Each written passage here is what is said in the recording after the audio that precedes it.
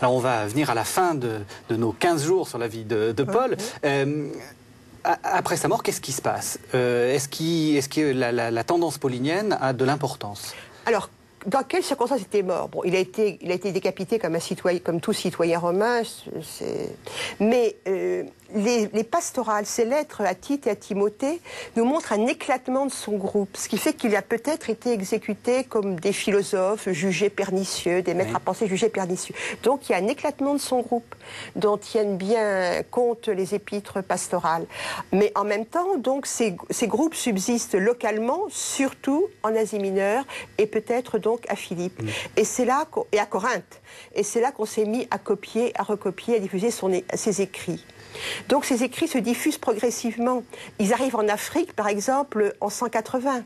Ils arrivent à Smyrne, chez Polycarpe, qui les connaît dans les années 160.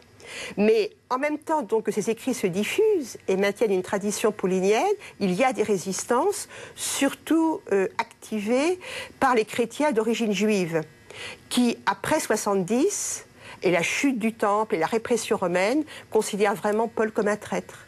Et ce sont leurs écrits au IIe siècle qui ont diffusé cette image du renégat, de l'instable, de l'inconstant, que reprendront ensuite les pamphlets romains antichrétiens. Oui, parce que ce qui est important de préciser, vous l'avez dit à un moment, c'est que Paul écrit en temps de paix, et qu'en temps de guerre, sa pensée devient un peu plus compliquée. Ben, c'est cette idée d'intégration harmonieuse, de sens de l'État qu'il exprime si bien dans l'Épître aux Romains en disant toutes les autorités sont légitimes. Il a un grand sens de l'État qu'on pourrait aussi souligner. Dans la période d'harmonie impériale où il vit, c'est assez facile.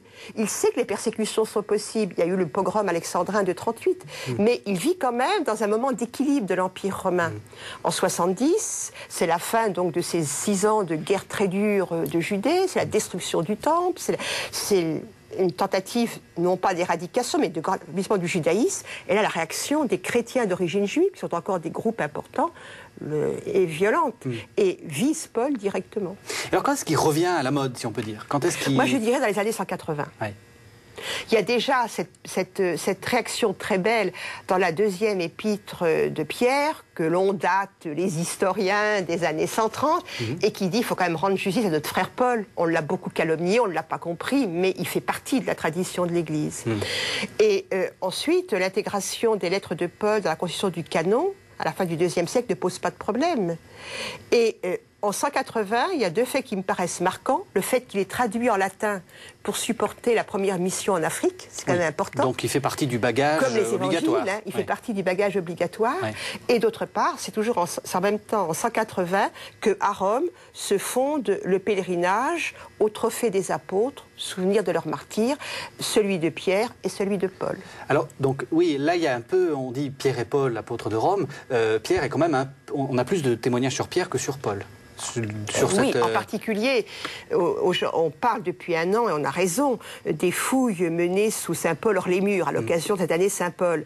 Mais le résultat, pour l'historien, nous montre simplement que on a retrouvé le sarcophage ou le cénotaphe que Constantin avait fait ériger. Tandis que les fouilles... Constantin, mais à quelle époque? Excusez-moi, il faut préciser les choses. 4e siècle, hein, la paix de l'Église, 320, la paix de l'Église, et immédiatement, donc Constantin monumentalise ces lieux de pèlerinage. Donc les fouilles récentes de la basilique de Saint-Paul hors les murs a mis en évidence le sarcophage ou le cénotaphe de l'époque constantinienne. Mais les fouilles sous le Vatican, menées donc à la fin de la dernière guerre, vont beaucoup plus loin, puisqu'elles nous montrent un lieu de mémoire. Il n'y a pas le nom de Pierre nulle part, mais un lieu de mémoire qui remonte justement à ces années 180.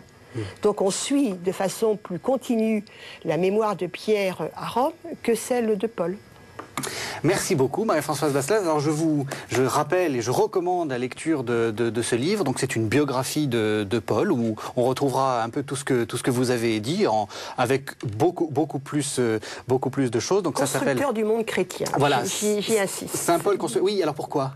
C'est plus qu'un personnage. Pour moi, il change un monde et ce changement se continue. Il met en place les éléments de changement d'un monde, de conversion du monde qui se prolonge jusqu'à nos jours. Voilà, donc Saint Paul, une biographie donc chez Fayard de Marie-Françoise Basselès. Merci de nous avoir suivis.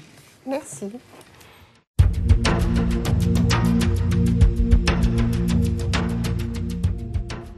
Et quand tu